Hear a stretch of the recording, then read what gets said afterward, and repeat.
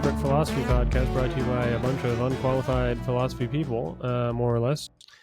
Today's topic on We Mortal Coils is going to be none other than when is violence necessary? And we're going to be diving into that, exploring different types of violence, different methods, and also talking about, where do we draw the line? There's been some similar topics in the past on the podcast. I think we may have discussed something kind of like this when we did the episode, How Far Would You Go in Protest? Last week's episode was, how was it framed? When is torture acceptable? And we talked a little bit about that, so that's a good episode to watch to precede this one when it comes to sort of the ethical motivations. But without further ado, I'll go around and we'll get some opening remarks from everybody in attendance. I'll go last since I am the host today. And we'll start with the question, why do we choose violence? Violence is sort of called the highest form of conflict resolution, but it's probably the one that we would want to resort to the least because of the obvious effects of violence are not good for people's well-being.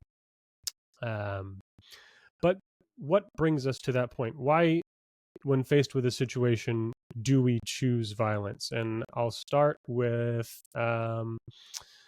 let's see. You know what? I'll start with Michael since he's in my corner over here.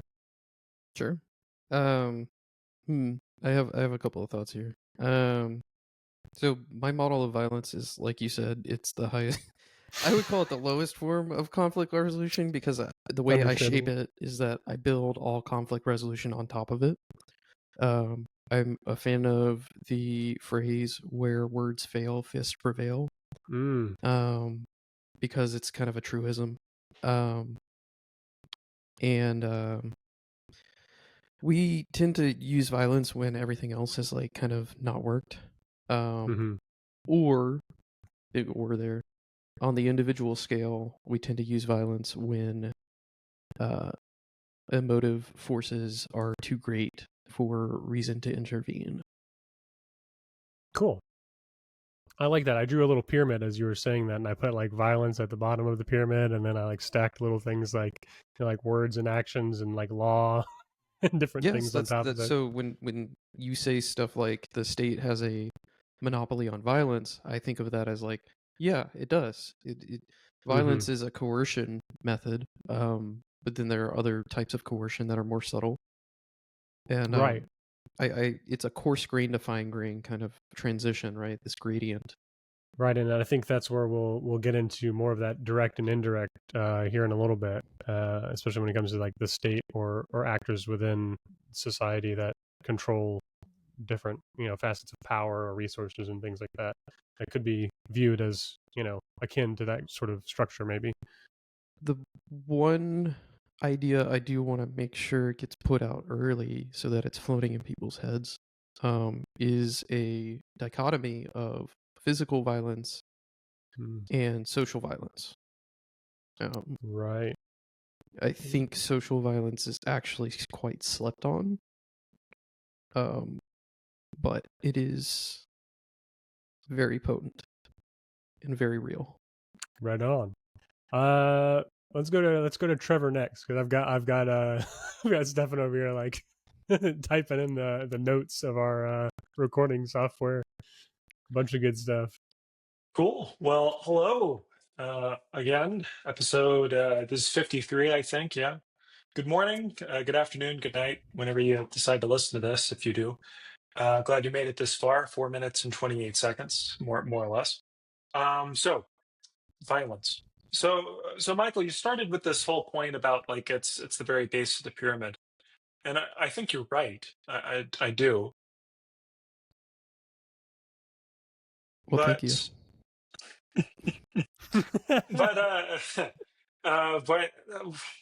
where are my thoughts on this? So I mean, I think it'd be good to kind of detail like why violence is important, or why violence is sort of not sort of, it's the hinge point from which all of negotiation or mediation or discussion is contingent on. That is to say, that the reason why you and I communicate or anything is to prevent violence. The reason why, if we talk about like direct versus indirect violence, or like social violence, like if I were to like threaten you, the reason why threatening is important is because often precedes violence, or it can Mm. precede actual true implementation of my death. And now there's only one thing I think. There's very few, I think, things that are equivalent to taking my life when we're talking about the most important things to me. Period. And that's the only thing I could think of that's truly equivalent or greater would be the taking of the lives of people that I love.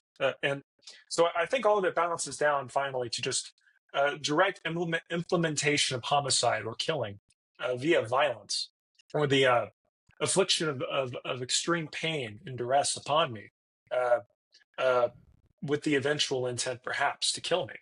I think that is the focal point from which everything else comes out. So when we speak about conversation, like you and I have a discussion, a negotiation, mediation to prevent conflict, it's because I don't want to die, and presumably neither do you. And we can we can go on and go on and go on from there. It's I'm reminded of that game, that tit for tat game that I know like some psychologists did this test on, this idea that by and large people, they don't choose to punish an opponent in a game unless they themselves are in fact attacked. Like they don't do anything immediately offensive against like the opposing player in the psychology game that was played, used essentially as an analogy for just the way that people communicate and interact and just life generally. I wish I had the name of this tit for tat experiment, Is but by that and why large, my people. is that why my Uh, Magic games are taking so long? yeah, yeah. Well, eventually, if you're playing against the same schmucks, and like they know what you're about, it kind of it's no longer just the one game of tit for tat. It's something more complex. But I think all of it comes down to violence, all of it. And I guess I'll end there, and we'll come back to it later. But I do think it's really important, and really worth noting that everything we do when it comes to communicating with others, especially in a moment where like it's a shortening of resources or anything like that. It's all in the name of the cessation or the prevention of violence and Mhm. of my death or those that I love.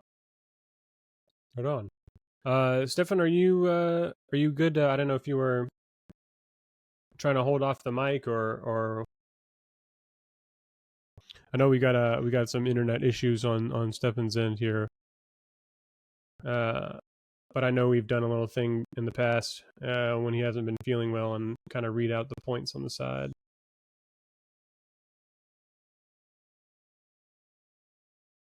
Yeah, I mean, he has some things in chat here. Okay.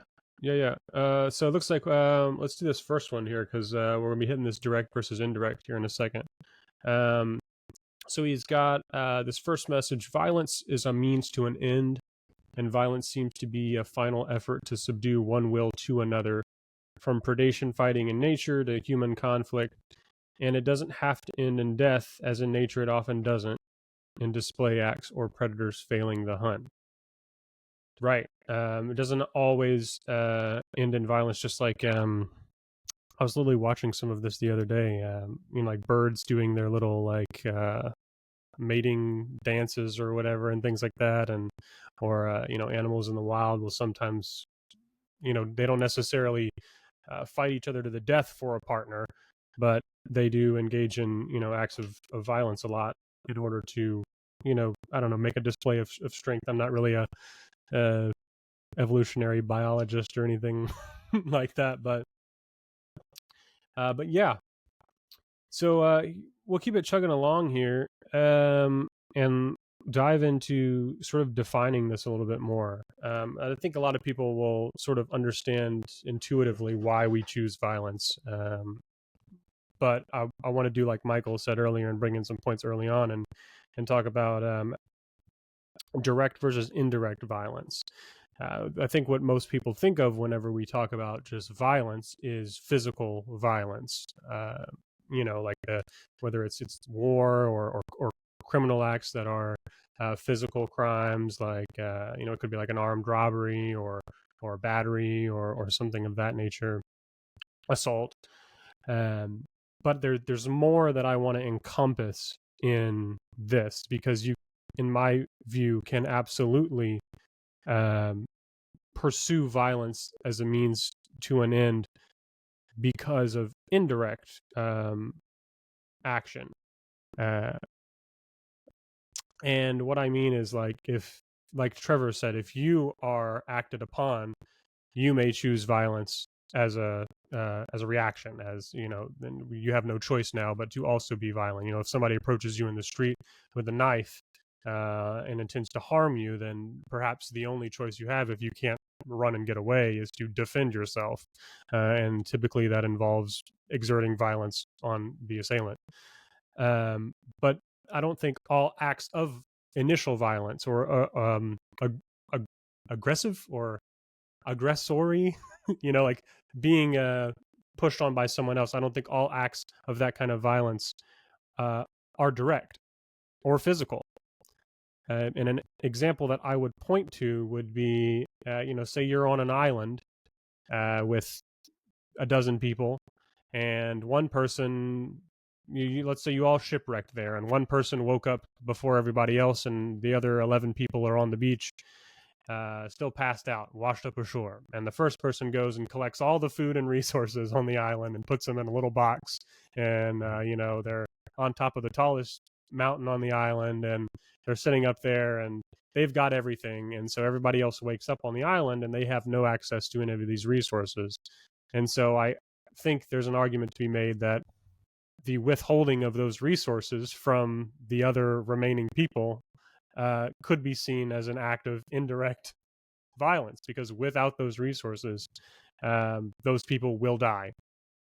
Now you can make a lot of, sort of poking holes in the analogy about what sort of responsibility there is, social responsibility there is on a deserted island. But I think that sheds a little bit of light on my point. But I'll go around here and kind of open up the floor to what people might think about direct versus indirect. Well, so that desert island thing, I've heard it before. I mean, it's an interesting thought. I think one of the things we should sort of explore here when we speak about like virtue and morality, and like what makes for a just system or a society, or what makes for a just person. Let's focus on that. What makes for a just person, or Mm-hmm. what kind of person should you aim to become in life? I think your location and what game you are playing uh, hardly defines what it means to be a just person, what it means to uh, exist and have a just life. Now, why do I bring this up? I bring this up because, we bring up that example of, well, what if you're on a desert island? What if one guy takes all of the material, keeps it to himself, and then says, well, you guys, I will have to be your king. Like, if you want the resources, I have them. They're right over there. They're in that like pile. All the coconuts. I've collected them. I've stacked them up in this pyramid. And if you can't take any of them. They're my property. You can't take my property because that would be unjust. And you're going to have to be my servant for the remainder of our time here on this desert island. If you want any of these coconuts. So you can hear that scenario and go, well, that's ridiculous. But at the same time, like if we were in a larger society, uh, to just take a man's coconuts isn't exactly a just thing to do. Right. So I think your location, what game you're playing, I think necessarily defines what is and is not just sometimes. And I think when you're in that scenario, I do think what it means to be a just man, let's say, or what a just person is different. And I think you can be more just. I can understand you would need to do what you need to do to survive uh, in that scenario, to in order to not starve to death or whatever else. Or if a guy like let's say you're on a desert island and there were like you crashed there on a plane, and like your daughter's diabetes met is diabetic, and this guy has all the insulin and he hid it somewhere on the island and he won't tell you. Well, in a normal scenario, I can understand it would be very unjust to beat that guy up and like rough him up like Batman and like the Joker, whatever. Either way, uh, Where is it? Where is the insulin? Yeah. So basically, when we talk about like what is right, what is wrong about direct versus indirect violence, I feel like when we get to that scenario, um, I think I can understand the notion of indirect violence being justified. It just depends on what game we're playing and what world we're in. Okay. Yeah, and then direct violence, that's a whole other scenario. If I'm going to die, or I mean, we should probably like get into a strong definition of what we mean by direct versus indirect violence. I think the simplest definition is direct violence is when I'm bludgeoning you to death with a rock. And then Mm-hmm. any other thing that I Right. do that leads to you like starving or dying or anything like that can be considered to be indirect violence. You know, Right. like if my tax dollars, no, I don't know. That I part's mean, we complicated. may need to import more of our what was it a couple episodes ago? The Jedi and the Christian mythos or something like that. I vaguely recall this. For Huh. anyway, only acting out of self-defense or the defense of another. Let me go ahead and I'll read off a little bit of what Stefan's got here, and then Michael, I'll open if you have any comments on sort of this opposition between direct and indirect. Stefan said, "What comes to mind about direct versus indirect? Direct equaling a domestic dispute. More focused on maybe a couple of individuals or a small number of individuals engaged in like a interpersonal dispute." And then indirect equaling the kinds who observe the domestic situation. Okay, so I want to say maybe like, is this more catered toward like responsibility in the sense of like while there could be like violence between two people, there could still be responsibility on the people who observe a situation like that to act, or like, I'm not sure. I'll give him a second. I don't know if Stefan, if you wanted to type something in the chat about that, if you can hear me. But Michael, if you have anything. So in particular, Stefan's direct, indirect. So the indirect seems to be like people who are condoning violence through their passivity. Okay, that's what I was thinking. Sometimes you have systemic constraints. Very often you have systemic constraints that prevent you from intervening. We might have considerations modernly that even 100 years ago, I think intervention. Oh, that's an interesting point, Steph. Okay. He's saying those who observe violence are more likely to use it in the future. Okay. So that is a broken windows. I see violence. I think it's okay to enact it Right. later. Okay. Normalization. This may become a violent video games topic really quick. That's really. That's a horse that won't die, or a dead horse that won't, I don't know, be put in the ground. Whatever that phrase needs to be. There was a horse here. We now beat an effigy that looks vaguely of a horse, ritualistically, and then we clap 3 times at the end. Right. So let's look at it this way. Let's push it into this realm, because I think there's going to be. We can talk about this. So most people would consider, like I said before, violence not to be our first choice when it comes to conflict resolution. But it does happen. And some people, for multiple different types of reasons, feel justified or not, and do it anyway, and commit acts of violence. So in our society, obviously this society would not function if everybody just ran around choosing violence all the time. We would never be able to get anything done. So what institutions do we have? And institutions, let that be a loose term, because there's a lot of different things here that we can talk about that more or less prevent violence. But use that as a placeholder. What institutions exist to prevent violence? And in the notes that I shared with you guys, the first thing and perhaps the most obvious example would be like the police force. And I'm sure there's plenty of people who will get a kick out of that because police can get a really bad rap these days, especially if you point at them to be like, yes, the police are preventing violence. A lot of that can be some blurred lines these days, but traditionally we would look at a police force or some sort of town militia or whatever you want to call it, organized group of people that specified goal is to keep the peace, so to speak. What sort of institutions do we have? Well, I mean, And are it's they any all good? well. Here's the issue. I mean, nothing can. Well, let me address the second part because the first part I think is rather obvious. It's just the police, the government, the state, etc. The latter part I think is quite complicated.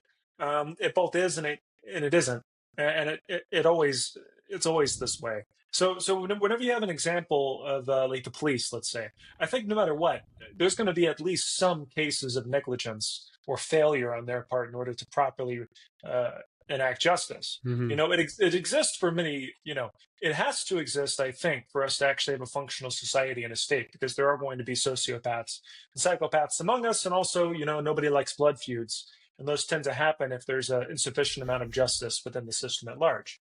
Right. So I think the police are necessary, but if we address the question, are they even doing their job correctly in the first place? I think there's going to be cases, no matter what, where they will fail necessarily, where a police officer will conduct their job horribly, where they will do something against like an innocent man out on the street, and it's all filmed, and we all see it and go, "Aha!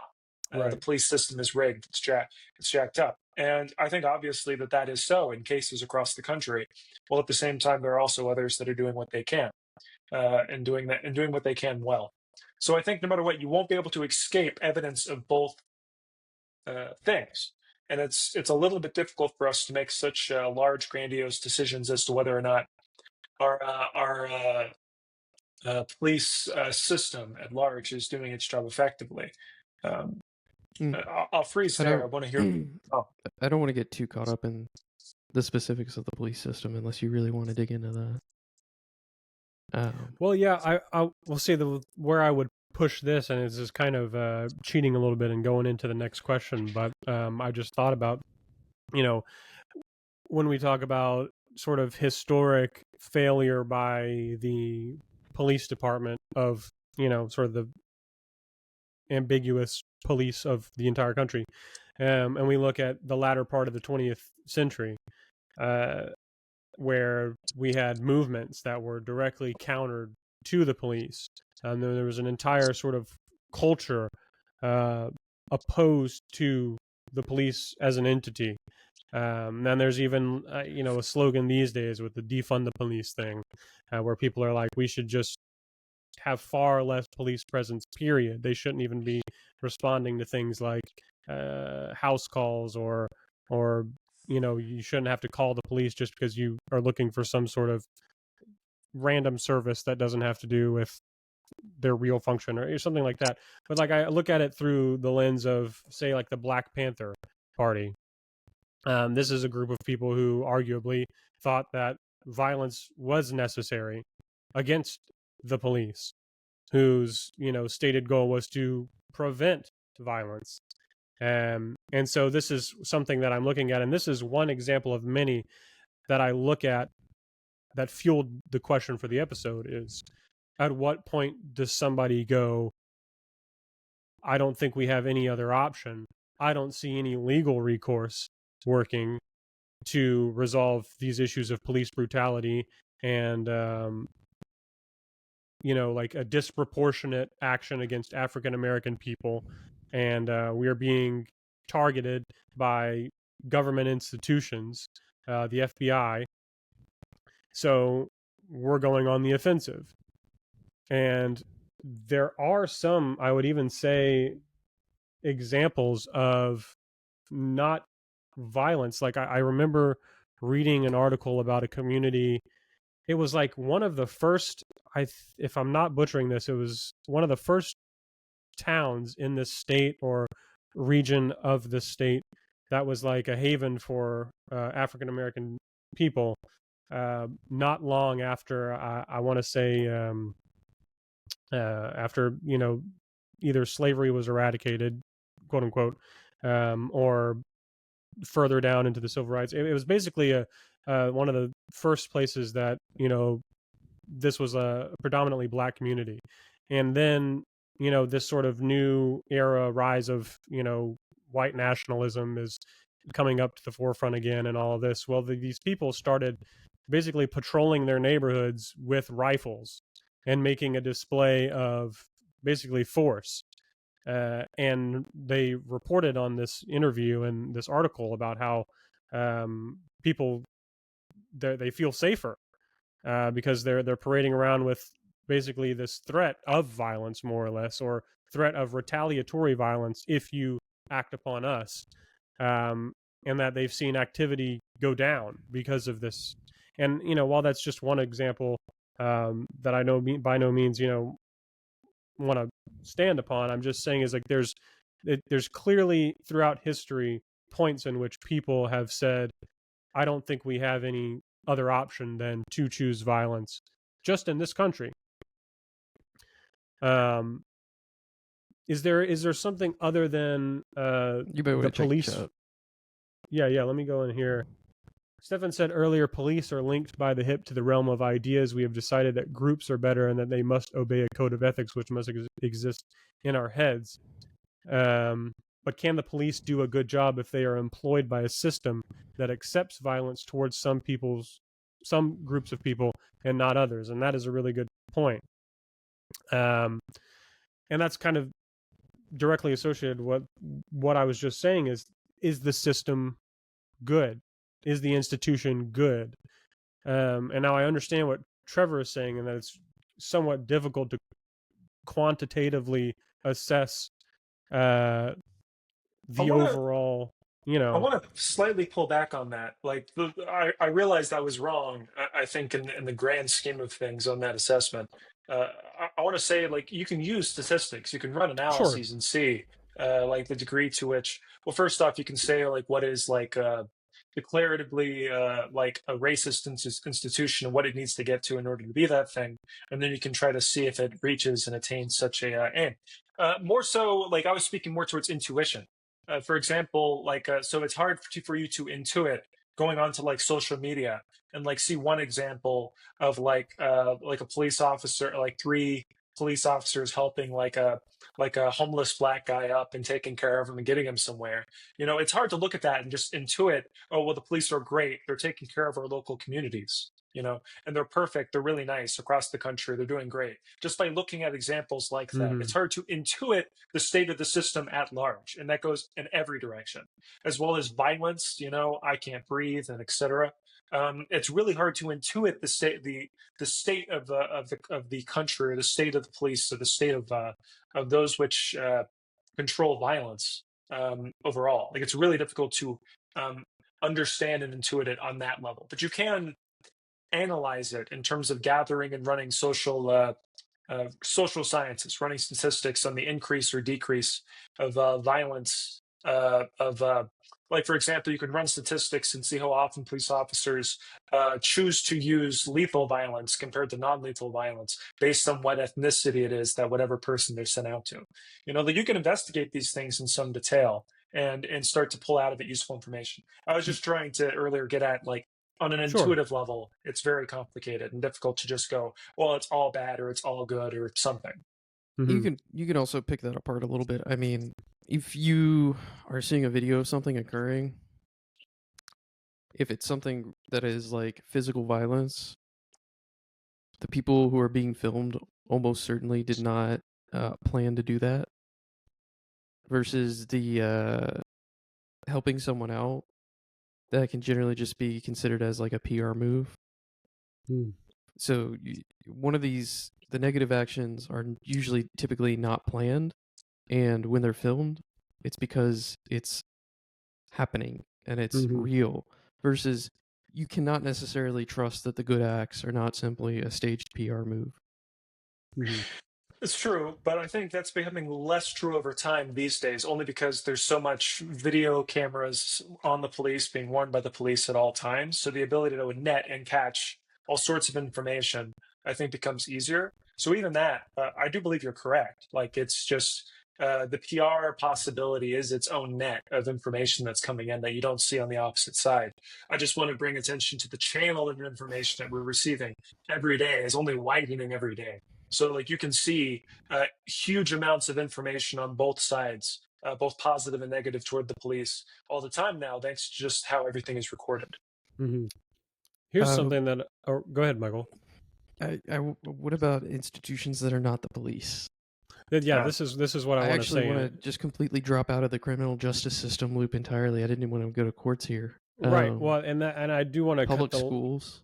right. That's exactly where I was going to go. Is I wanted to kind of reflect back on why people choose violence and talk about consider that sort of perhaps poorly framed island analogy again, where there's things that people need to survive, and if they don't have access to those things, then they have to do whatever they can to stay alive. And if you have nothing else, if there are no institutions, then perhaps you choose violence. And so I would point to, yeah, like Michael said, public schools. I would point to Soup, overwhelmingly soup social kitchen, programs that shelters, exist. social Yes, programs of any sort. Yeah. of any sort. Things that basically get people or guarantee people access to the things that they need to survive, which I would argue is probably I don't know what the word I'm looking for here is, most commonly affected part of someone that drives them to violence. Yeah, I would really want to pull some statistics, but the gut intuition is that most non-white collar violence is predicated on a really bad living situation. Right.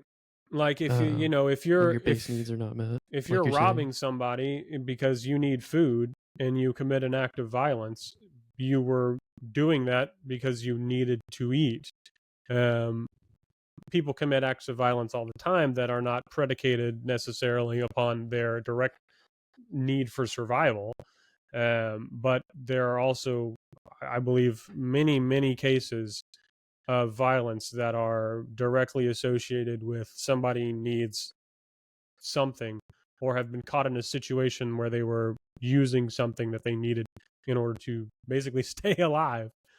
Um, I can understand. Like, we need to have this conversation, and like, I think logically you're correct that there's this is special and distinct because people that need do it and their living arrangements are really poor and they need food and mm, etc. So they try to mug somebody, let's say. But also, I think we need to be wary on like an intuitive sense. Like, we need to really stick to like what our feelings about this also like focused on the pathos as well, and try not to justify the guy who murdered Batman's parents. Like try not to, go down that road a little bit too hard because I think, all of this is well and good to like focus in on the guy who's like, starving and living on the street, and he makes the decision to try to mug somebody. I think that's all well, and that's a discussion worth having and a way to explore and explain this issue, or explore and explain what is just and what is unjust, and the justification for some form of violence. But we can't forget the point of view of the person who's just walking down the street, doing exactly what that other guy's doing, trying to survive, suddenly now having their life threatened. And I just wanted to bring it to that focal point as well. mhm. Well, I let me personally find it very hard to justify those right, sorts and of people. Unless you can give me very Do specific you want something examples. spicy? Do you want a spicy reply here? Shoot. Yeah, so Steph's right here. That person just happens to find themselves on the end that is protected. So say it one more time what you just said about um like where they're coming from and what they're doing. So Yes. So, there's I two mean, types of guy. There's the guy that suffers quietly, and then there's the guy who yes. actually does something. Well, there's the guy who. Okay, so here's the scenario I'll give. Because I want There's to the point guy. something really ironic out here. Please do. Okay. So first is the guy who's walking down the street, going to work or going home from work, and then there's the second guy who lives on the street and is hungry and has no money, and so he comes up with a gun and stands right in front of him, and he says, "Give me everything you have. Give me your shoes, etc. Anything that you have that I can sell." So that's the scenario. And I was putting emphasis on, well, on a logical basis, we really should explore the scenario of that latter guy who has no money, no prospects, and he's starving or he's thirsty or whatever else. We need to logically look at that guy and explore who he is and understand his point of view. But I also want to caution us, like seriously caution us against uh, justifying that guy, like justifying the guy who killed Yeah. Batman's parents, So for example. so for every guy that does that, that has the internal will to actually try and help himself out, there's going to be a bunch of guys who are relying on the shelter system and taking whatever that they can get that is handed to them.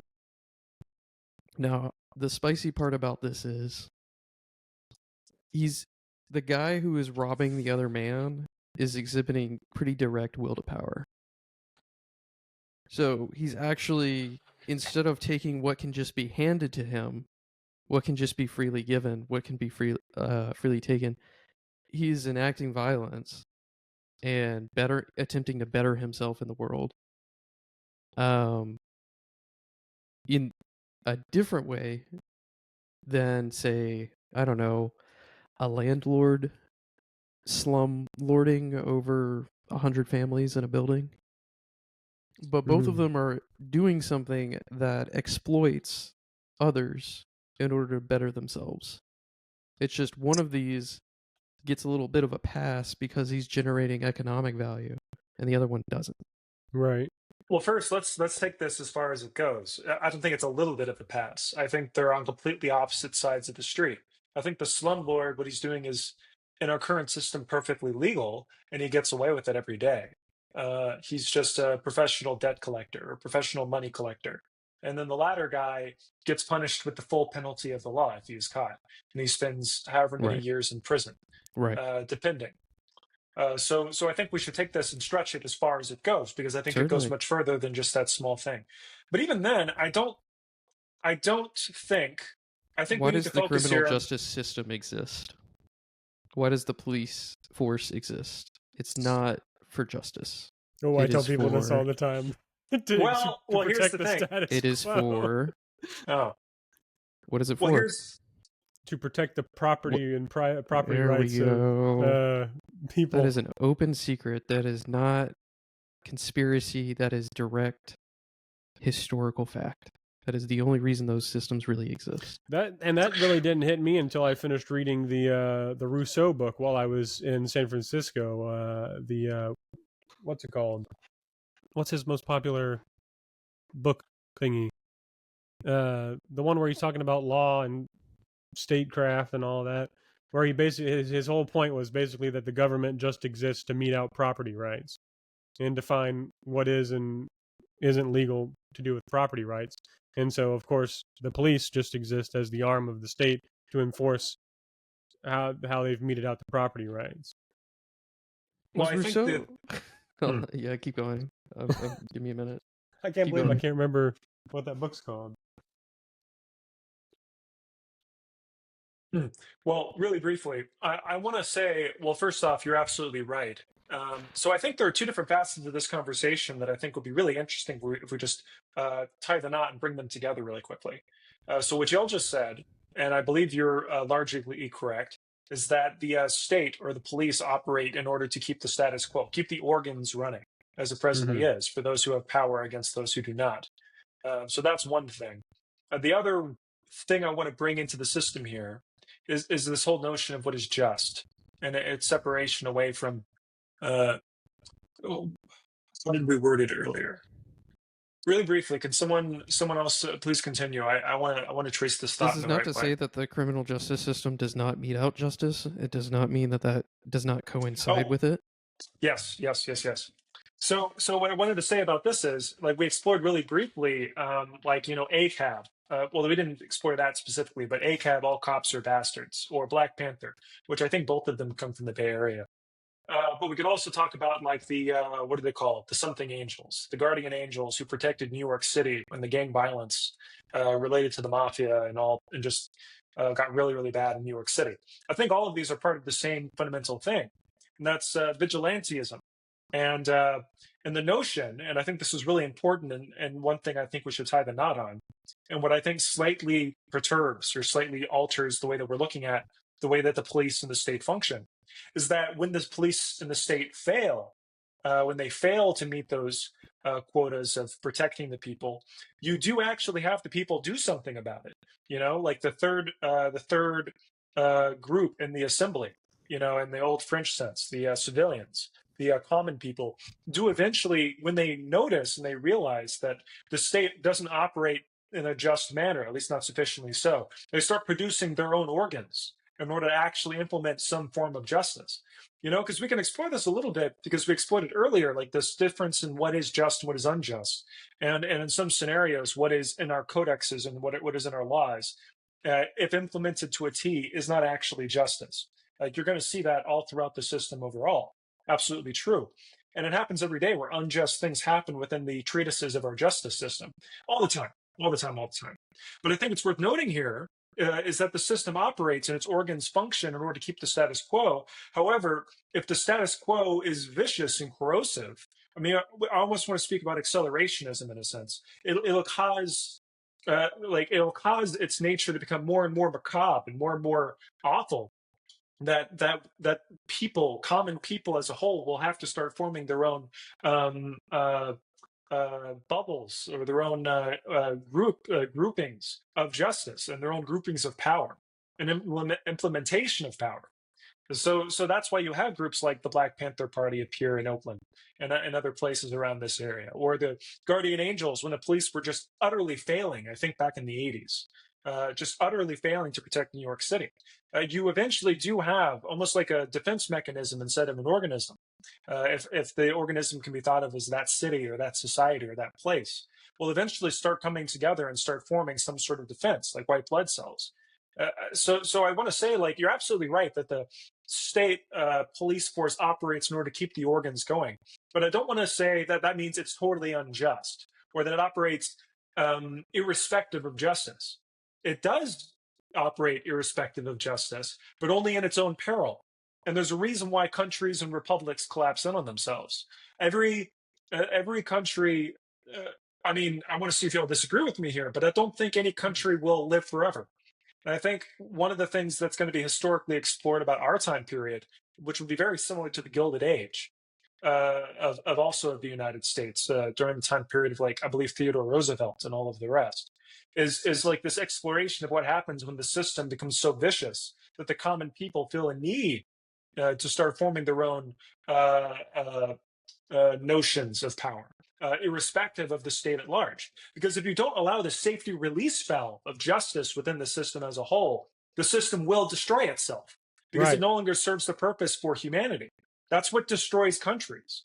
So we're kind of exploring something and going, well, it sucks. And I'm going to say it does suck. And the reason that it's going to collapse is because it'll continue to suck and suck more. And then eventually, like the Roman Republic, it'll eviscerate itself. It'll bust after so much sucking.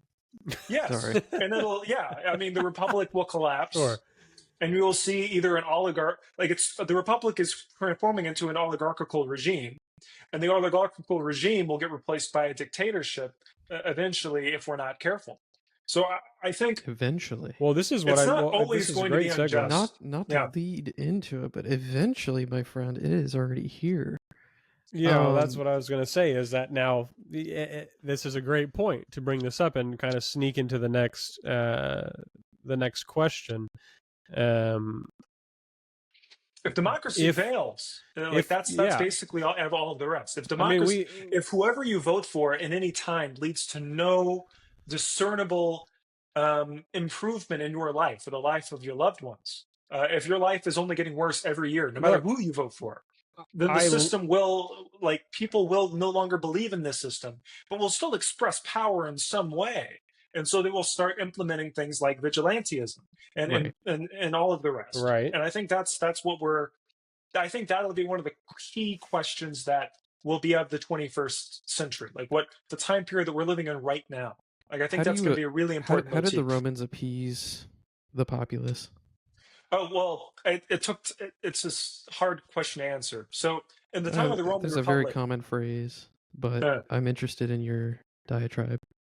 okay, so early Bread and on in the period, circuses. bread and circuses, yeah. So I know that's where you're going to go, and you're right. You're absolutely correct.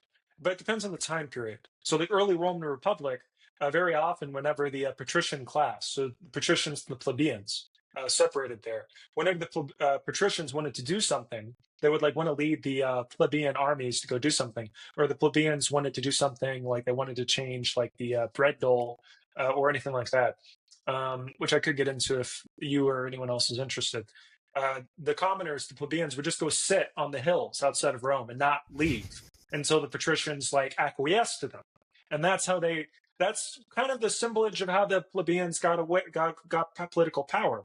And then eventually, you have these people known as tribunes, no, something of the plebs, tribune, patrician. No, it doesn't matter. Either way, tribune of the plebs. There we are. That would represent the plebeians within the actual republic and the Senate. And then over time, they would get a little bit more power over a little bit more power until eventually Julius Caesar, who, in a sense, like tried to represent like the liberal faction within the Roman Senate, would try to use the plebeians as a cudgel.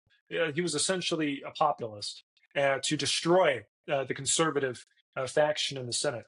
And then after a while, like any dictatorship, they become a complete and utter farce. Like Napoleon, who represents the people, so against the oligarchs, of that period, or Stalin representing the citizens against the kulaks and like the whites and all of that. It becomes a farce eventually.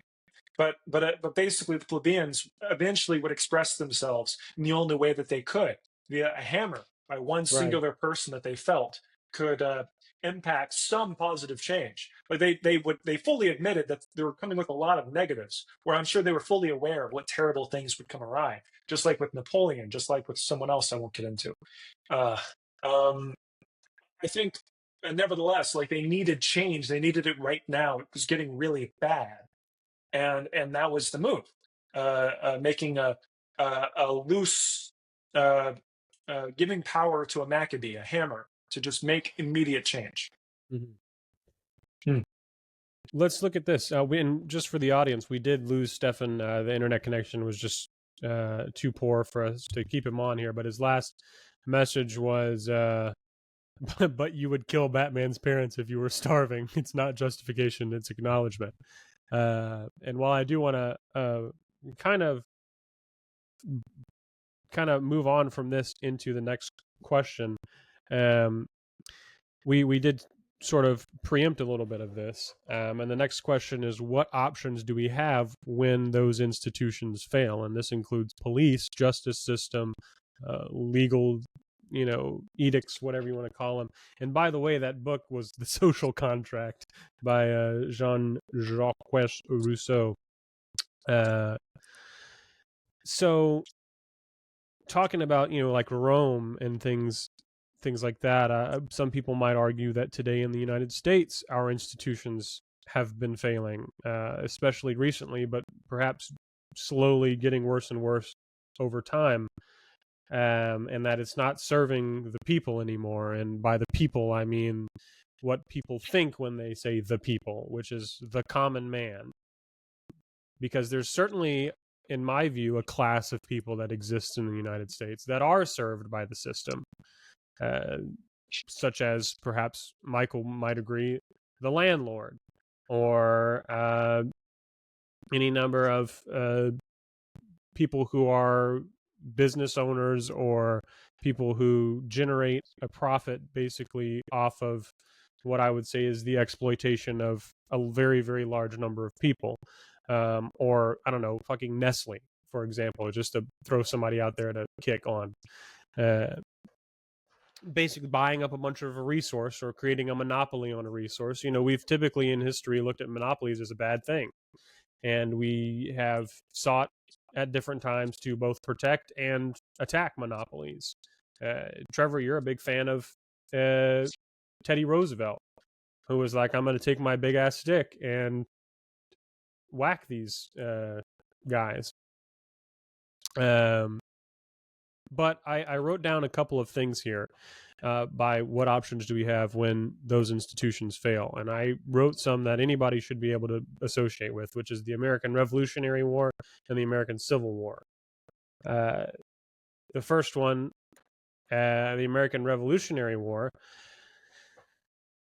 you've heard a million times, no taxation without representation. The British were being overbearing, and essentially people didn't have enough say in the colonies over their own way of life. King George was just being a dick, and basically this collective action all drove the people in the colonies to revolt and rebel against England, and that resulted in the establishment of the United States. And we all look at that as a very heroic thing, a very, this was a great thing. These people were, perhaps I would say we consider it justified. I would hesitate to find somebody on the street and ask them, do you think the American Revolutionary War was justified? And then be like, actually, nah, that was a pretty fucked up thing to do, Well, and while I wasn't sitting there, and I'm not an expert in history on the American Revolutionary War and the causes and the effects, but I have to imagine that there were a lot of people in the colonies being taxed out of their ass and having a hard time getting by when they finally woke up one day and was like, you know what? I'll go shoot somebody for this. I think if you haven't done it yet, I highly suggest you go read Common Sense with Thomas Paine, because I think it really covers a lot of this, like these questions. It's really worth a read, both for you and anybody who's listening, to explore. It's very, because it kind of like Common Sense by like Thomas Paine really metastasized the entire movement, and a lot of it, and a lot of what happened was due in no small part to just some of the main points that he made in that pamphlet. It's a very short read, just little points here and there that I think are briefly worth exploring if we're interested. Yeah, sure. Like right now, or oh, yeah, sure. Well, I'm just going to briefly mention just points about like. Well, first of all, like to your essential question, like was it justified? I think it's actually kind of a funny question because it's both. Yeah, to me, like the way I would answer it is weirdly yes and weirdly no.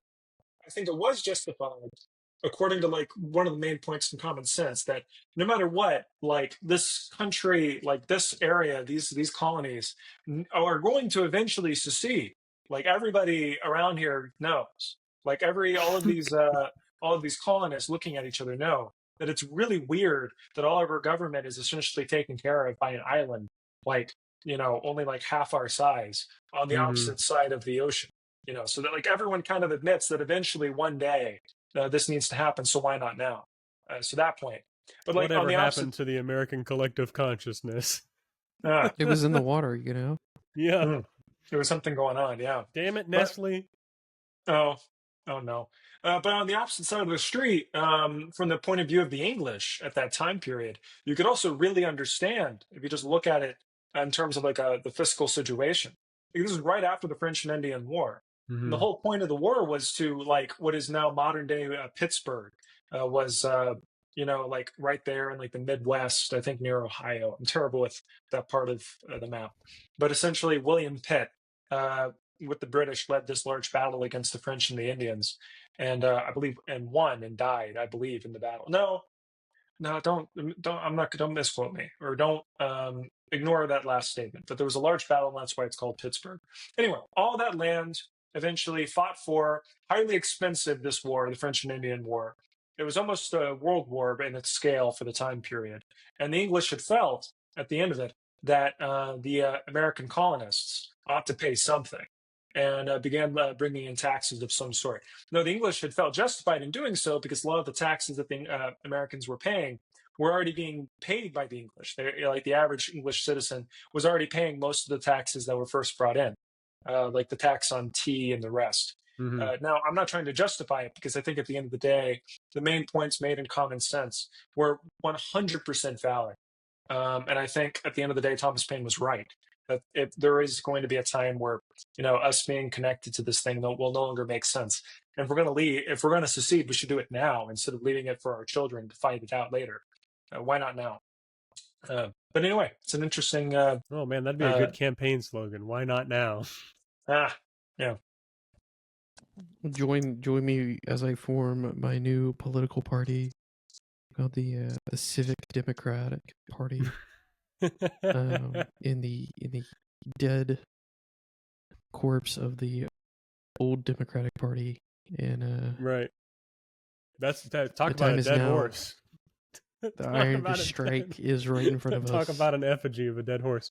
But yeah, and in sort of the same sphere, the Civil War, the American Civil War, where the government was like, yeah, we probably shouldn't be owning those slaves anymore, or it's a little bit more complicated than that. But there were a lot of states in which their economy was heavily sustained by slave labor, and they wanted to argue for states' rights to be able to continue to practice slavery, and we obviously had a civil war over that. And I would argue that a lot of the people who took up arms because of that, while I wouldn't say that, I actually don't know. I'd be interested to know. Off the top of my head, I would not guess that many people who enlisted in the Confederacy to fight for the Confederacy would actually be actual plantation owners, but rather maybe people associated in a family of plantation owners, or just common. As far as I remember, I think it was quite literally just nationalism, like in that old sense. So like if you're ever interested, like if you could ever go back and look at, we have to look back now. Like, why did the United States get involved in World War One? Like, why? Why? Like, there are reasons that we could explore here, but like, they're like not particularly convincing reasons. Like, we look back at it now, like, what a waste of human life. Like, why would the United States get involved in a European war like that? It felt so, like, so many people died for seemingly no reason. And then at the same time, you're going to see all sorts of like flyers and propaganda from that time period, from like from the United States government, saying this and that about the Germans and sauerkraut and all this kind of stuff. And it's just nationalism. It's as simple as that. It's our side's being attacked, our side is threatened, and you son need to do something about it. And it's essentially just like an organism, white blood cells responding to an organism, to a creature under attack. And it's just as simple as that. And I need to go check the statistics. In fact, here I'll go do so once I finish talking. But I do believe that a majority of the men who were Confederates, like served on the side of the Confederacy, were just poor white men that lived in the South. Like a lot of them had highly suspect, opinions for today. Like if they threw words around that we today don't even say, but nevertheless, it's not the same as saying like an army of slave owners went up to go fight for their right to have slaves. It was much more complicated than that. I mean, it was so many more things. It was nationalism pure and simple, or that in that old sense, but it was also just a whole lot of other beliefs mixed in there, more than just I want to protect my slaves. It's more complicated. Well, and that's what I mean, is that to the people who owned slaves or benefited from slave labor, this was a system that, even if they had no direct hand in it, it's like if you were born in a town in a southern state, and a lot of the town, the economy of the town was sustained by slave labor. That was, what was keeping money and resources moving through the town. If you're born there, you don't have a choice in being born there. And if you don't have any money or the means to move, then you're stuck there, and you have to participate in a system that we would consider to be unjust. It's built on bad foundation, but you have to survive, and you will do whatever it takes to survive. And if that means participating in that economy and that society, then perhaps we would not fault you for that. But we can still criticize the system. And so I can understand why maybe somebody would enlist in the Confederacy, because they view it as, well, if they take the slaves away, my town's going to go to shit. That's a really strong point. I think that's another aspect of it. One other But we aspect wouldn't, of it. it's a difficult thing to not, in the same vein, say, well, that's an awful idea and you shouldn't do that because slavery is wrong. Another thought, I think one of the chief concerns, and I'm not trying to say this is okay. In fact, not at all. I just want to point this out just to better flesh out what most likely the average Confederate was thinking. I think a lot of them feared what the future is like if the slaves were freed. I think that was a huge concern that they had.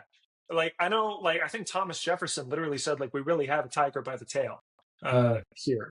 That was one of the things that I believe he was essentially reported as saying. I'll have to look that up as well. Essentially, he had spoken quite a bit, before he became a huge slave owner, about how we shouldn't have slaves and this, and that. But whenever he did speak about freeing the slaves, he always spoke of it in the context of moving them somewhere else. He always had that, we should put money together and move them to Liberia. That was an extremely common opinion. He's not the only guy to have that idea. Yeah, that was a common. To this day. Extremely common, and that's the reason why I'm bringing this up, because of how common and why I think it's a huge part of this conversation. If your question is how do we understand the point of view of these? Why would Confederates serve even if they didn't own slaves? A lot of them felt that they're I'm going to be honest with you. They felt that their race was threatened. That's the way that they looked at it. I suspect they felt that if a lot of these slaves were freed, they would then go they would be threatened. It's one of those things if you spend all night, beating up a guy, it's like that scene in, okay, weird analogy, but it's like that scene in Pulp Fiction, where what's his name, who, he has dementia now. He's a bald guy. He played as a boxer in that movie. Bruce Willis. Yeah, poor guy. So sad. He has frontotemporal dementia, I think. So sad. But he in that movie, all right, so bring it back to this. Imagine doing to him what was going to happen to him, and then all of a sudden he comes back with the samurai sword. That's not what you want. Anything you if you inflict extreme of suffering and harm on a guy, the last thing you want to do is have him set free. And I think by and large, violence. A lot of Right. I think a lot of Southerners were very aware of the situation in terms of the treatment of African Americans at that time period, the treatment of the slaves at that time. They were extremely conscious of it, and I think that's partly why you see groups like the Ku Klux Klan arrive.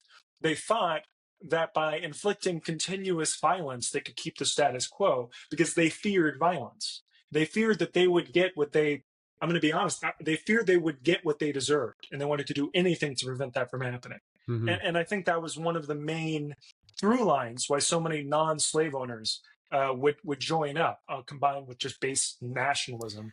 Everyone else is joining, I'll join, and everything else. I think. You get paid as well. I mean, that's also pretty important. And also, if every other man in your town joined, who are you not to join? It makes you, it's not exactly. We need to look at it from that point of view as well. There are men who killed themselves because they couldn't join the army right after Pearl Harbor. That happened. Men, by and large, they need that level of vindication. That is absolutely valid, especially during that time period when war was still thought of as this highly valorous aspect, this highly valorous thing. Going off and serving in war is a way to conduct yourself honorably and do something true and honorable. And there's so much mixed up into this. That's so much more than protecting your property or protecting what you think is property. Okay. Mm-hmm. I wanted to spin that beat on, the Civil War, and this is something that I really want to get into reading more on, is sort of the entire American cultural history of African American people, because I think it really does set it's a weird. really good Sorry, I don't mean to interrupt, but it's so like I feel like we should have an African American here. Like it feels kind of like us having this conversation is kind of funny to me. We should have this Well, conversation. We should, and yeah, I don't think it's wrong to have the conversation. well, Just the the three of history of us. black people in America demonstrates a very like Mm. for example, there's a book back here that is heavily associated with not just civil rights era. It encompasses more things, probably like Vietnam era and things like that. But there's a book, The Triumph and Tragedies of the Second American Revolution. It's called By the Light of Burning Dreams. And I think it's all about Mm. sort of that, again, the latter half of the 20th century and this upheaval of American culture with civil rights and the anti-war protests and the demand for, just a I don't know, better for people. And I think if you take the struggles of black people in America, I'm not saying that everybody, non-black races have had it as hard as black people have in American history, but I'm saying that this is a textbook example that can be applied to sort of the entire American culture at large. Black people are absolutely disproportionately affected by the system, trademark. But I think everybody is, in the sense of like we said earlier, like worker exploitation or in a equal access to resources or wealth inequality and things like that. And so that was No, I think definitely you had for an extremely long time there like a very strong underclass push. I mean, the fact that like successive waves of less than European immigrants basically positioned themselves as being better than black people and outcompeting them in the labor markets. oh, The sure. Irish are ringing in my ears right The now. Italians and the Have you? Irish both did Oh that my. successively to each other and Yes. to folks who are already here. Yeah. Well, So but then there's a there's also whole. there's Yes. been even to them there was excessive prejudice against anyone who was not, like there was Italian racism and other types of European racism and things like that. My point was more to, like, I was talking to people at my work about this, about how I was like, consider civil rights. And I was like, imagine that during the civil rights era, nobody, like, they only sought legal means of achieving the right to vote. Like, nobody staged any, because It people were wouldn't getting have happened. arrested for even doing sit-ins or getting on buses or going in restrooms that they weren't on because it was illegal. They were segregated. And I was like, imagine if nobody did anything illegal and the Black Panthers never existed. Nobody committed any acts of violence or made any demonstrations of force, and they only sought legal means of achieving civil rights. I was like, how far do you think they would have gotten?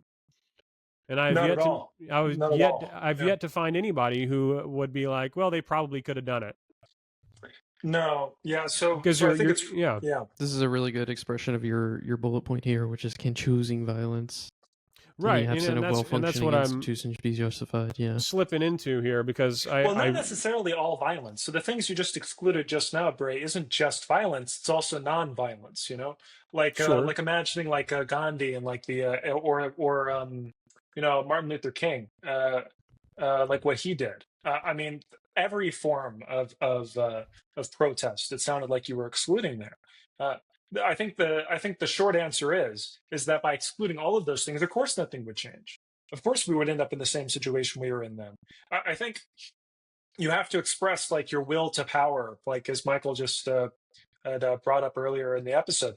I think you have to express it in some sense in order to actually have some semblance of power. Like that's just, I mean, how else? How do people even know who you are? How do people see you? How do people like even in a negative context to regard your opinions in a negative? Like these guys are ridiculous. These foreigners just need to get out, like however you want to visualize that point of view. Even if you're attacking from a negative point of view, you have to acknowledge it in some sense. Yeah, it has to exist in some sense in order to have any conversation. So you need some degree of protest or some degree of discussion of some sort Right. in order for there to be any change whatsoever, and not necessarily violent. Well, Not necessarily violent. that's what I want to But get into is yeah, where is that line at? Because we would consider, like Michael said, this last bullet point is perfect for this. I would have considered the American system, or whatever you want to call it, America, to not be a well-functioning institution at the time. It's like when people are like, make America great again. It's like, okay, well, when was it great? When was it working for everybody? Because it feels like you can always make an argument that it has not been working for everybody. I don't think it. Yeah, so that's And I know what you very would say complex. is that it Yes, would be very difficult for it to perhaps work for everybody, or you, just like I said, you can always make an argument one way or another. But in my egalitarian pipe dream, I would want it to work for as many people as possible. sure, And sure. so at that time, it was definitely not working for Black people. They didn't even have the Yeah, right to voice absolutely. their opinion in an Yeah, election. And and so all they had was to perhaps say something in public, or hold meetings in public, and I mean, what could they do? Convince their non-Black friends to vote for civil rights? They couldn't have voted for their own. You get what I'm saying? So well, all of the means that they had were whatever they could do legally, but then also illegally, and then violent demonstrations. So I think we need to parse apart this a little bit, because I don't think everything that happened was necessarily violent during the civil rights movement. Well, sure. But it's complicated. So I'm going to say one thing, and then I'm going to go against it slightly at the end, because it is complicated. I was going to say that, like, nonviolence, protesting is not illegal in this country. And that's a safety release valve that allows us to be able to express opinions and bring ideas to the forefront so we can have conversations, start implementing change. It's not illegal to protest. And I think that's a big reason why our country has lasted as long as it has. Because if alien and sedition acts had been enacted to shut these things down, this country would have destroyed itself. It wouldn't have even made it to the Civil War. So I think that's important. Distinguishing that violent acts, like going around chasing after the police wherever you see them, like kind of like what ACAB does, just on a much further extension of it. So ACAB, if anyone doesn't know, acronym I said earlier, all cops are bastards. In some cases are known to go around recording where the police are at any one particular time and constantly keeping a track on them, recording them wherever they are. And that's everything that I just said is perfectly legal, but you could imagine other versions where they start doing things that are violent. Anyway, the thing that I wanted to say earlier, or like the way that I'll end this, and then I'll pass it on, is just to note that it isn't, while it is true that many aspects of self-expression in this country are nonviolent, it's worth noting here, I have heard the argument before that Martin Luther King, when he did what he did in his nonviolence, a lot of what his speeches and his rallies relied on, or not relied on, but took part of the larger story here is he didn't just do them in random places. He did them a lot of the time in places where there was a huge flare up of violence, where there was like some sort of huge conflict, where some kid was horribly beaten, or vice versa. Like there was some sort of conflict there. And then he would come in and in his Gandhi-like manner, go in and do something non-violently, showing everyone like, hey, everyone, you just saw what was possible. Let me show you the safety release valve. This is the non-violent means. Obviously, and then opening up to the public saying like, this is the better alternative. And that was a really big deal. And that's what really helped. And I have seen it. I'm not making this argument. I'm just saying I've seen it argued more than once that the nonviolence proposed by MLK, like as important as it was, like at the same time required some degree of violence in order for it to be taken seriously. Right. Like that, I have heard that argument before, and that's a level of nuance that's going to be difficult for us to parse apart here. Sure. So it's more complicated than even what I'm trying to argue centrally. That not every form of protest or attempt to change the system as a whole needs to be violent. But at the same time, a lot of the time, even the nonviolent aspects of our self-expression rely on some degree of violence as almost like gunboat diplomacy. where like you want to be diplomatic, but they have to be hyper aware of the stakes, and like that's Mm-hmm. a layer of nuance on this that needs to be considered. Michael? Yeah, absolutely. Yeah. I mean, hesitation. Yeah, I mean, you can't say that the now two assassinations that have occurred Mm. haven't had what one might call a chilling effect, to borrow some old termage, um on the conversation of, you know, where economic power is being situated right now, um and livelihood and people's livelihoods. So I think the way that I want to tie this is that in order to get those who do in fact control the system and have power over how it's formatted, in order for them to have an incentive to want to change things, sometimes getting their attention in drastic ways is necessary. Mm-hmm. Yeah, and that's one of the things that I look at. I haven't spoken directly on anything particularly modern at length yet, and I wanted to say that just for our wrapping up here. And that's what I've been thinking about, is like, in the modern time, can an act of violence be justified? And can you make an argument that our institutions are failing, and that if not now, there may be a time in the future where violent action is necessary?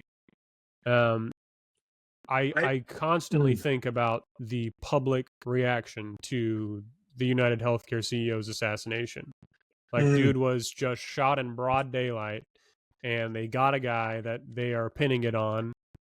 And it seems like every person like myself, every common person, every person that I would think of when I hear the word the people that I talk to, is like, glad that guy got whacked. He deserved it for profiting off of, the healthcare plights of millions and millions of people, and being in charge of a company that denied more claims than any other company by far.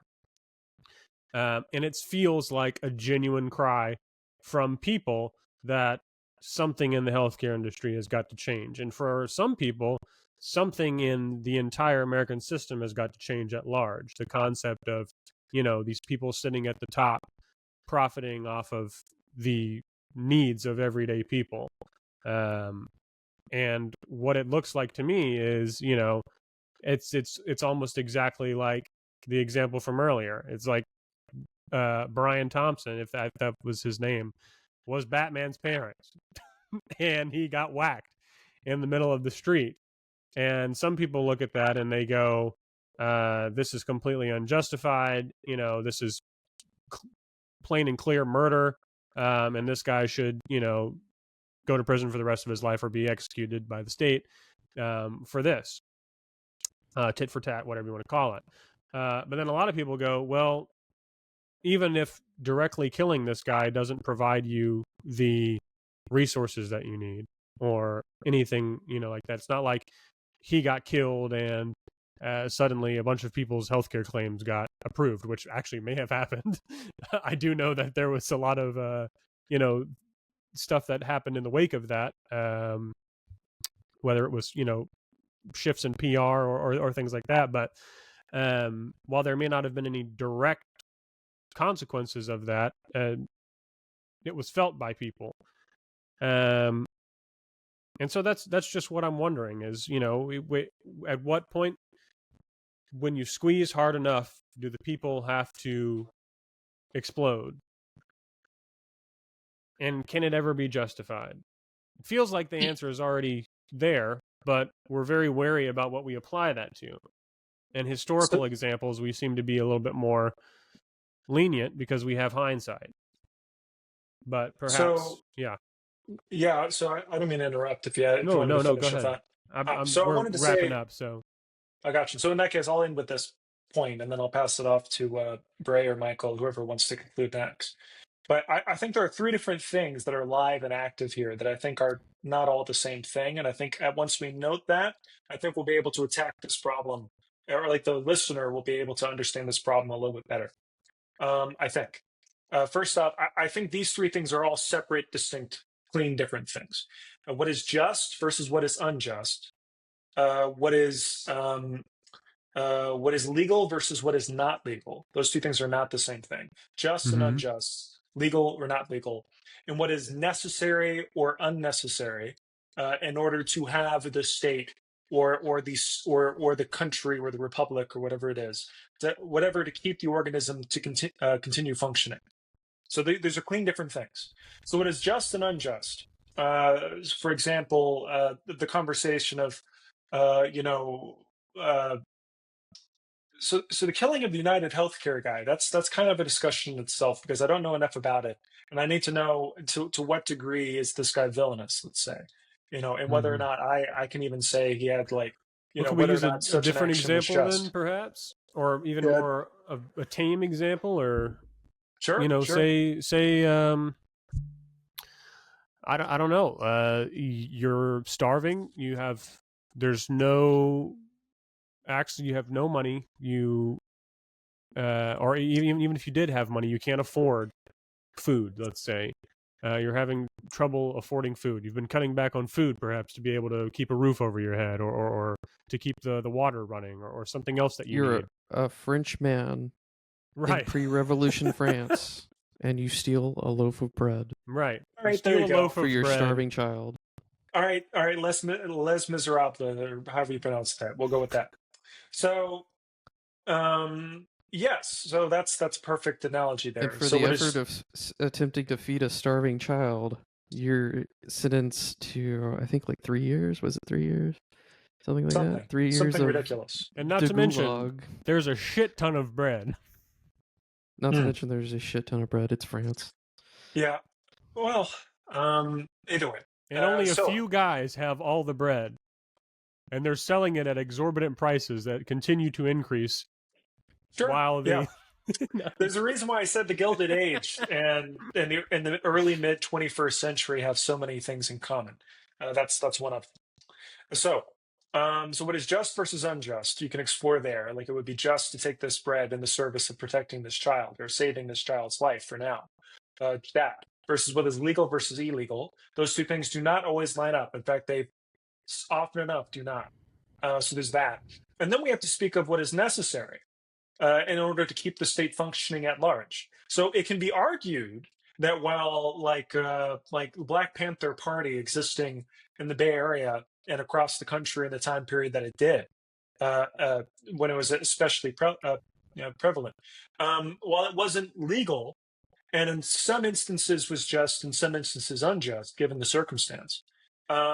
You could also argue that without the Black Panthers existing, without some sort of vigilante will to power, it would have destroyed the country. Or that you could almost argue that their existence was a necessity in order for the system to actually be able to react to it and in order to form something such that it can survive. Mhm. You need some sort of release valve, some expression of that will in order for there to be change. I'm not even going to speak to whether or not they were just or unjust. They were very obviously, in many instances, illegal to the state at large, given certain scenarios, certain periods that we could explore here. But nevertheless, you could say that even if they were illegal in that time, and even now, given some of the things they did, they were necessary if the country was to survive. If the country was to survive, it needed this necessarily, Not and even just survive, to grow. that as well, yeah, in order to actually prosper and to have some semblance of survival into the following century.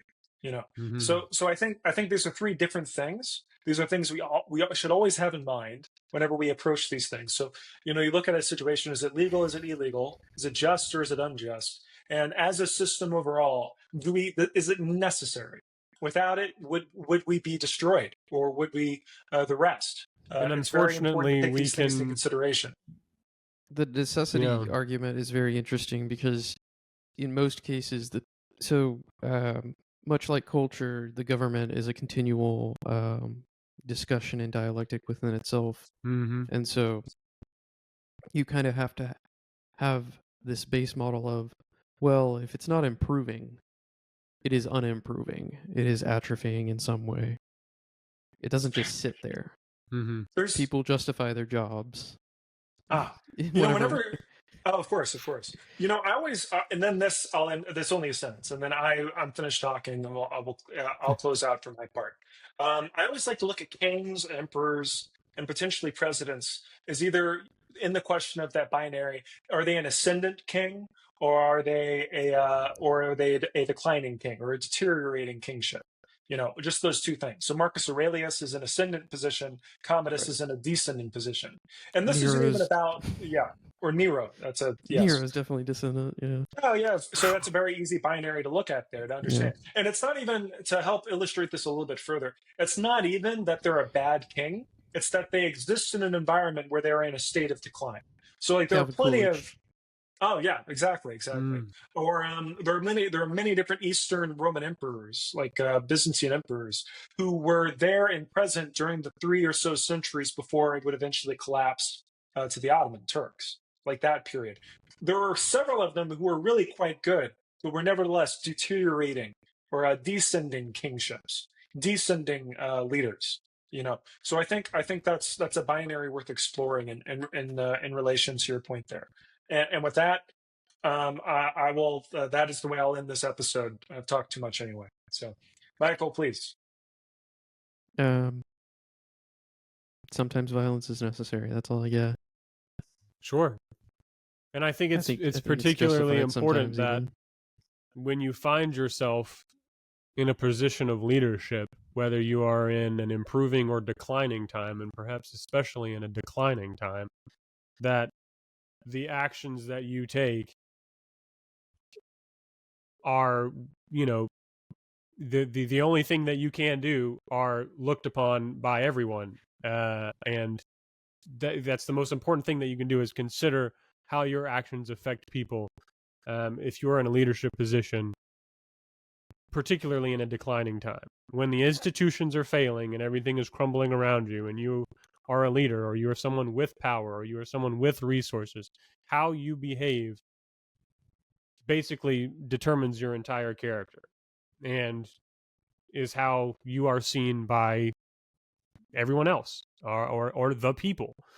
And I think perhaps that's one of the things that whoever shot the United Healthcare CEO may have been thinking was, here's a guy who doesn't seem to give a shit about the fact that, a lot of people are having their healthcare claims denied, or people are dying because somebody wants to make a profit, or et cetera, et cetera, et cetera, or any number of different case examples. And so when is violence necessary? Perhaps all you need is to be able to justify. I don't know. It's a really. I really like what you gave, Trevor, there at the end, the just versus unjust, legal, not legal, necessary, and all that stuff, because it does really help you frame it. Because it's like, while something may not be legal, it may be just and necessary to push things along. And to further complicate this, I know I said I'd shut up, but there can be something that is both illegal and unjust, and also necessary. If that sounds strange. Well, right. That's why we love our anti-heroes so much, or our, People our... willing to shoulder the burden of doing the thing that no Right. one else wants to do to move the buck forward, to Exactly, cause the like system Thanos. to reorganize itself. I suppose Yeah. Thanos is an example as anyone else. Sort of. Well, here's the thing. So there's an axis here that we also haven't investigated of necessity. Like necessity in movement is always in the movement towards some sort of point of view. So like, for example, like Bray, you and I, like earlier in the podcast, it was very religion based and like atheistic, and like, it still is, but like especially then. And like we would talk somewhat frequently about like Islam and that point of view, and how different it is from like the secular humanism that especially Stefan pronounces, and like the differences there. And I think when we speak of necessity, another aspect of this is necessity towards what? And there are plenty of people, there are plenty of perspectives out there where like something is unjust, illegal, and necessary in order to lead to what someone else considers to be a necessity within their own worldview. Hmm. And Right. like So that. political corruption that favors me and my oil and gas corporation is pretty Right. baller. IMO. It's an absolute necessity, in fact. So that's another thing we should explore here. That it's not necessity towards. It's not always necessity towards like the success or failure of the state. It's whether or not the state is sufficiently Islamic or sufficiently nationalist or Hmm. sufficiently Christian, according to whoever Right. it is that you're even speaking to. So Yeah, this we really speaks to me as a Coca-Cola exec hiring death squads. there you are. Or like I mean, now all I can think about are banana republics. I mean, absolutely Right. banana republics. I mean, just look at them. Just that whole history. I mean, everybody in Central America, like when they go to the school, in middle school and high school, most of their lessons that pertain to the United States relates to specifically banana So republics. to summarize it, from a decontextualized amoral framework, violence is necessary when all other options don't really get you where you want to go, even if you haven't tried them. Right. Sure. All right, we'll go with that. We'll go with that for now, and we'll That's leave the the most audience to. abstract, nihilistic, amoral take on it. It's Sorry. 2025 nihilism's back in fashion. Nihilism's lame. Actually, Well, I would say the opposite. I think we're becoming very like this is a whole episode in itself. But if you just go look at X or Twitter right now, like people are Yeah, very. it's LARPing. We can get into that in It's another episode. It's a fucking load of like half-hearted LARPing because people are too post-ironic to actually understand how to be I religious. really want to do an episode I have on a- just the I absolute. want to pull Jake in for that one because I'm sure he could Oh, fucking I would speak love to fire have on Jake it. there. I would love to have Jake there. If we can convince him to come on, we'd have to make him like I have very you know. strong opinions against this I would love to see wave it. of Well, look, pseudo-religiosity. Thank you guys for listening to this episode of We Mortal Coils. I'm probably not going to be able to remember which episode this is, but you'll see it on the 53. thumbnail. I don't 53? know. Right on. Go and take a look at some of our other closely related episodes, like the one we just did last week, and some of the earlier ones, like How Far Would You Go in Protest? And stick around for more wacky questions that we will inevitably take to the ends of its, possible talking point. Mhm. All right. And take care of each other.